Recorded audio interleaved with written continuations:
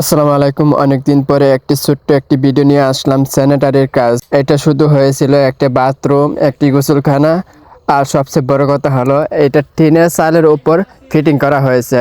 কিভাবে ফিটিং করা হয়েছে যদি আপনারা দেখেন তো অবাক হয়ে যাবেন যে এটা কিভাবে সম্ভব। যদি চেষ্টা থাকে অনেক কিছু করা সম্ভব।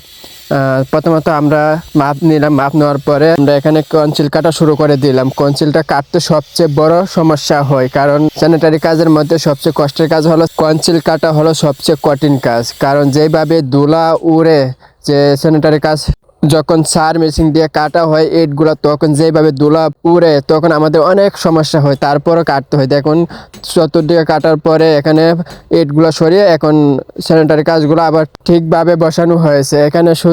এখানে দুইটা লাইন হবে, একটা হলো গরম পানির লাইন আর একটা হবে ঠান্ডা পানির লাইন, দুইটা মিক্স করা সিস্টেম করা হয়েছে। দেখুন কত সুন্দর। এটা হলো বাথরুমের, প্রথমটা ছিল গোসলখানার, এটা হলো বাথরুমের। গোসলখানাটা শেষ হওয়ার পরে বাথরুমে আসলাম, আসার পরে কনসিল কাটা শেষ করে এখানে তারপরে আসলাম পাইপগুলো টেট কাটলাম। টেট কাটার পরে এখানে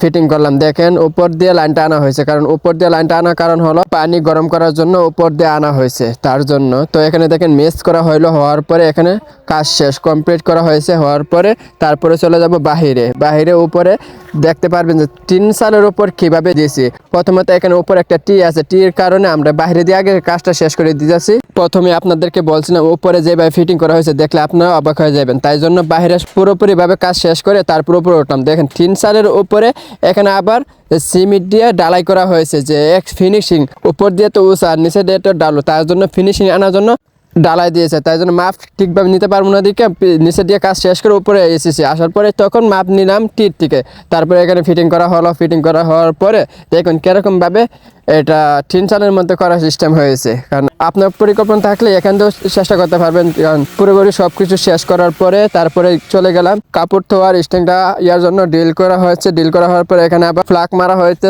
ফ্লাগ মারার পরে স্কুপ মারা হবে। স্কুপ মারার পরে এখানে উপরে সব কিছু কমপ্লিট করে চলে আসলাম যে পানির লাইন।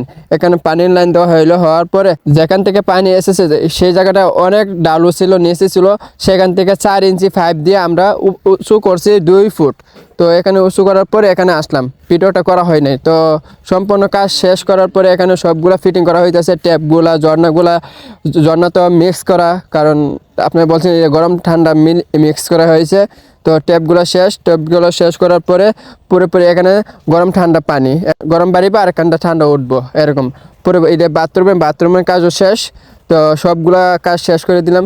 শেষ করার পরে তো এখানে দেখেন আপনি ওই যে বাইরে একটা হাউস হয়েছে, বাইরে হাউস দেওয়া হয়েছে। তো অনেকদিন পরে ভিডিও করেছি, কথাবার্তার মধ্যে অনেক ভুল হতে পারে। স্যানিটারি কাজের মধ্যে এটা ফার্স্ট ভিডিও, তো অনেকভাবে সব মিলিয়ে বলতে পারি নাই। এখানে কোনো ভুল দেখবেন না, আস্তে আস্তে ভিডিও করতে করতে এটা ঠিক হয়ে যাইব। তো এ পর্যন্ত ছিল ভিডিওটা।